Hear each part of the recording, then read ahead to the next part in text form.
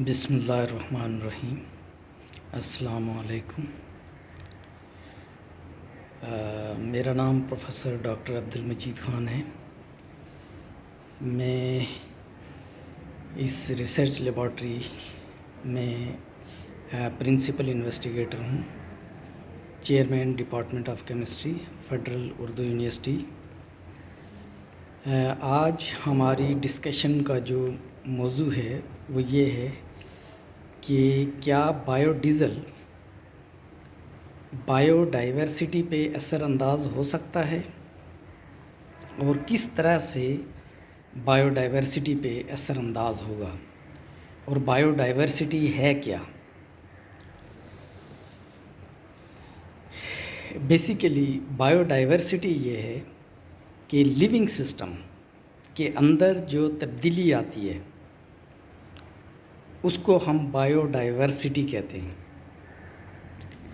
اس living system میں animals, plants, micro organisms, crops, forests, یہ ساری چیزیں شامل ہیں۔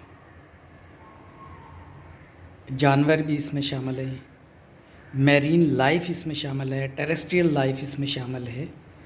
یہ ساری کی ساری جو لائف ہے نا، اس کے اندر وقت کے ساتھ جو تبدیلی ہوتی ہے اس کو ہم بایو ڈائیورسٹی کہتے ہیں۔ تبدیلی کیا ہو سکتی ہے؟ جس طرح فار ایگزامپل فصلوں کا کم ہو جانا، گندم، چاول، سبزیاں، ان کا کم گرو کرنا، ختم ہو جانا، سیلاب آ کے ختم ہو جانا، یعنی گروتھ میں ڈیکلائن ہونا۔ پھر اسی طرح سے لیونگ سسٹم کا مائیگریٹ کر جانا، یہ جو موسم تبدیل ہوتا ہے، گلوبل وارمنگ ہو رہی ہے، گلوبل کولنگ ہو رہی ہے، اور اس کی وجہ سے ایک جگہ سے دوسری جگہ مائیگریٹ کرنا یا جنریشن کا ختم ہو جانا۔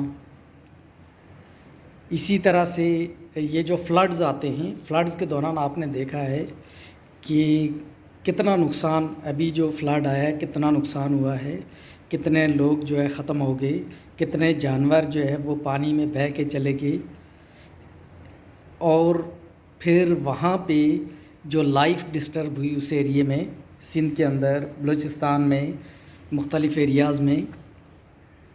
تو یہ سارا کا سارا جو ہے بایو ڈائیورسٹی ہے۔ اب بایو ڈیزل اس میں کیا رول ادا کر سکتا ہے؟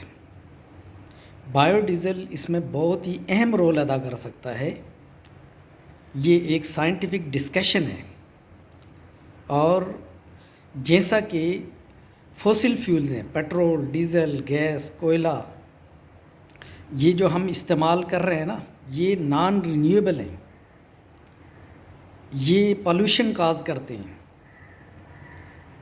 یہ بہت تیزی سے ڈپلیٹ ہو رہے ہیں، ختم ہو رہے ہیں، اور ان کا زیادہ استعمال وقت کے ساتھ پاپولیشن بڑھ رہی ہے، انڈسٹریز بڑھ رہی ہیں، ٹرانسپورٹیشن بڑھ رہی ہے، تو لاملا جو ہے فوسل فیول کا استعمال بھی بڑھ رہا ہے۔ اتنا ہی فوسل فیول کا استعمال جو ہے وہ زیادہ ہو رہا ہے۔ جتنا فوسل فیول کا استعمال زیادہ ہوگا، پیٹرول، ڈیزل، گیس، کوئلہ، ان سب کا استعمال جتنا زیادہ ہوگا، اتنی ایٹماسفیئر کے اندر جو ہے کاربن ڈائی آکسائڈ زیادہ آئے گی۔ جب کاربن ڈائی آکسائڈ زیادہ ہوگی، carbon dioxide is a green house gas.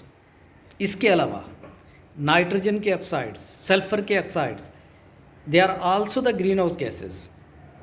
پھر میتھین گیس جو مختلف سورسز سے آپ کے انوائرمنٹ میں داخل ہو رہی ہے، یہ بھی کیا ہے؟ گرین ہاؤس گیس ہے۔ تو گرین ہاؤس گیسز اگر انوائرمنٹ میں زیادہ ہوں گی تو پھر کیا ہوگا؟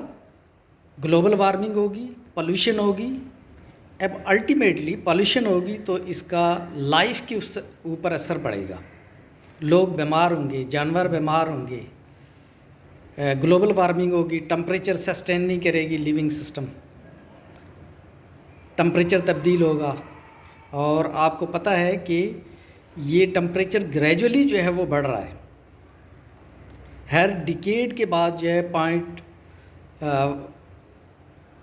1% जो है जो डिग्री सेंटीग्रेड टेम्परेचर जो है वो इंक्रीज़ हो रहा है। तो इसमें ये जो ग्रेजुअल इंक्रीज़ है टेम्परेचर में, वक्त के साथ जो है जो टेम्परेचर इंक्रीज़ होता जा रहा है, इससे पूरी यूनिवर्स का जो टेम्परेचर चेंज हो रहा है। और इसमें बहुत सारे ममालिक हैं, जिस तरह बांग्लादेश है, इंडिया है, पाकिस्तान है, ये ऐसी रीजन्स हैं जहाँ पर टेम्परेचर का यानी ग्लोबल वार्मिंग का असर ज़्यादा हो रहा है। और ग्लोबल वार्मिंग के ज़्यादा होने की वजह से सारा लिविंग सिस्टम जो है वो डिस्टर्ब होगा, प्लांट्स, एनिमल्स,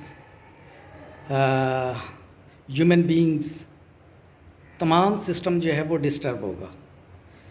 तो उसमें अगर हम मुतबादल फ्यूल्स इस्तेमाल करेंगे, अब बायोडीज़ल का रोल आता है कि बायोडीज़ल अगर हम इस्तेमाल करेंगे, बायोडीज़ल जो कि रिन्यूएबल फ्यूल है, एक ग्रीन फ्यूल है। ग्रीन फ्यूल इसको क्यों कहते हैं? इस वजह से कहते हैं कि इससे जो कार्बन डाइऑक्साइड निकलती है वो अपने ही सोर्स में अब्ज़ॉर्ब हो जाती है। फॉर एग्ज़ाम्पल जट्रोफा से बायोडीज़ल बना रहे हैं, या वेजिटेबल ऑयल से बायोडीज़ल बना रहे हैं, वेस्ट कुकिंग ऑयल से बायोडीज़ल बना रहे हैं, तो ये सारी वेजिटेबल्स हैं, सारे प्लांट्स हैं, उसके अंदर जो है कार्बन डाइऑक्साइड जज़ब हो जाएगी और वो एटमॉस्फेयर में नहीं रहेगी, लिहाजा ग्लोबल वार्मिंग कम होगी। और दूसरी बात यह है कि नाइट्रोजन के ऑक्साइड, सल्फ़र के ऑक्साइड, दूसरे हाइड्रोकार्बन्स, वोलाटाइल हाइड्रोकार्बन्स, ट्रेसेस, ये सारे कम हो जाएंगे। तो इसका अल्टीमेटली जो है वो सेहत के ऊपर, हेल्थ के ऊपर बहुत एक मुस्बत असर पड़ेगा, हेल्थ बेहतर होगी। तो बायोडीज़ल जो है वो बायोडाइवर्सिटी के ऊपर डायरेक्टली इम्पैक्ट डालता है, असरअंदाज होता है, लिविंग सिस्टम की सेहत को मुतासर करता है। अब जिस तरह से बहुत सारे वोलाटाइल हाइड्रोकार्बन्स होंगे, नाइट्रोजन के ऑक्साइड, सल्फ़र के ऑक्साइड, ये सारे मौजूद होंगे एटमॉस्फेयर में, तो इससे बहुत सारी बीमारियां जो हैं, जिस तरह से अस्थमा हो सकता है, या सांस की दूसरी बीमारियां हो सकती हैं, स्किन्स की इन्फेक्शंस हो सकती हैं। तो ये सारी की सारी जो है हमारा जो हेल्थ है वो directly related with the energy sources.